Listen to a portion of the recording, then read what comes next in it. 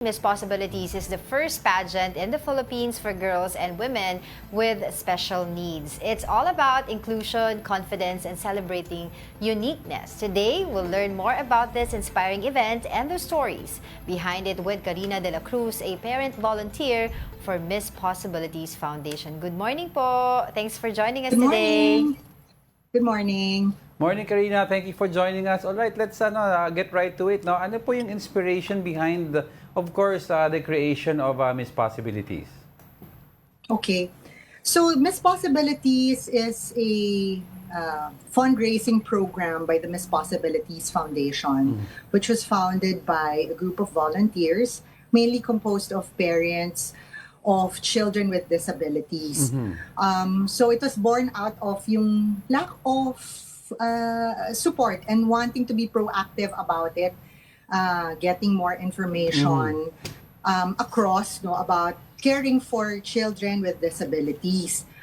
So one of the programs that they came up with, also owing it to one of the founders who is a beauty titleist holder. So they came up with the first beauty pageant in Asia, for people or women with disabilities. And really it's to celebrate their uniqueness. They might have different needs, they might have conditions, but they have unique abilities and they can contribute to the society. So this is the avenue where we actually celebrate that uniqueness of these people.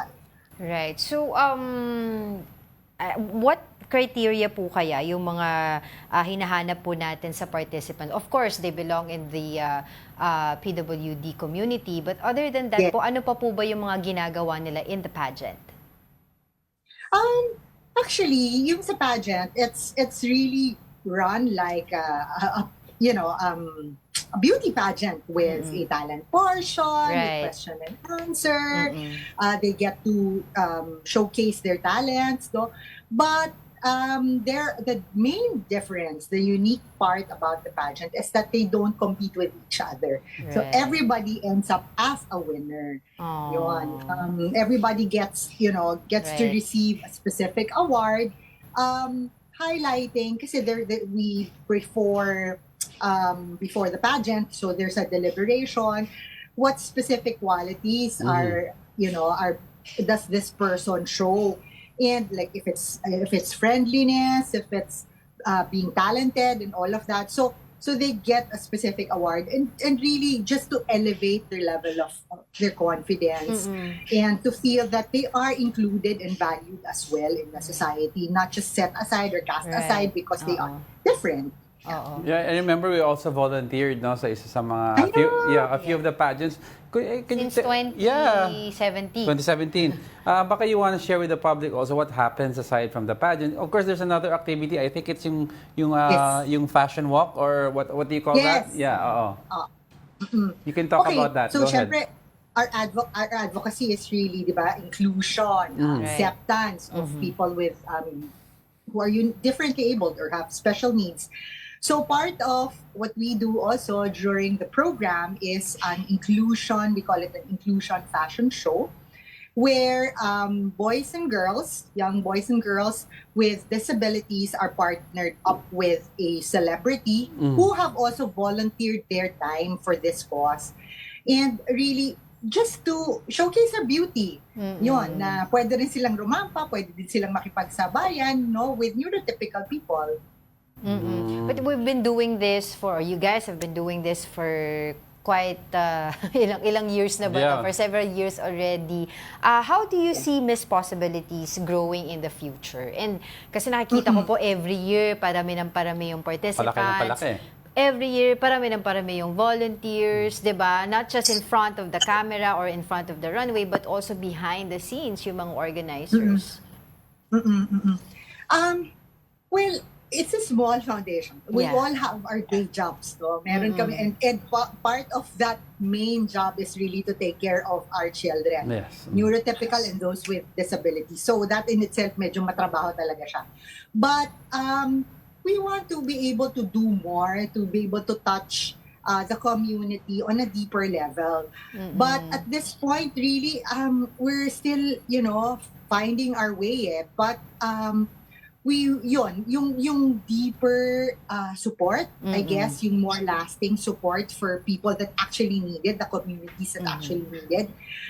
Kasi yung level of information pa lang, parang kulang na kulang. What to do, di ba? Yung early intervention, what to do, hindi masyadong, hindi pa ganun katanggap o hindi pa ganun kaalam across the community. So yun yung gusto namin, na i-envision namin na if we are able to put more structure in place, or we're able to get more resources for the foundation, then we can do more and reach out more. Yun, and go ahead. Yeah, no, I was wondering kasi as an advocate for the rights of persons with disabilities, I'd always say na we see the person, not the disabilities. But here in Miss Possibilities po, ano po ba yung message that we want the public, di ba, to take away from this event na ginagawa po ninyo?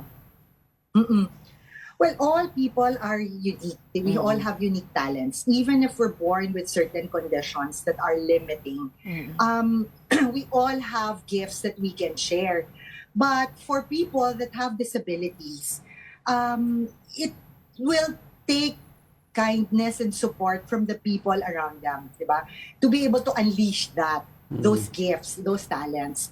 So, yun ang parang message namin that let's give them opportunities as well. But we need the support and the acceptance of the community around them. Na sana let's be kinder, let's be more compassionate, let's give them more time, because these people take a longer time to achieve certain milestones. Pero if we give them opportunities, if we treat them with kindness, then kaya, because actually many of the pageant participants have studied in some way. They have small businesses, some of them are even working. So kaya naman, kaya lang kailangan talaga ng support from the community. And I love those yung mga nakatagline din sa mga pouches that you give away, yung beauty knows no boundaries, no? Correct. Yes. So beautiful. Yes. Let's talk about the actual message. pageant, which is on Saturday. Baka you'd like to talk about that, and if is it open to the public if people want to watch? Yes. So the pageant, the Miss Possibilities event is already happening on Saturday, this Saturday at 2:30 p.m.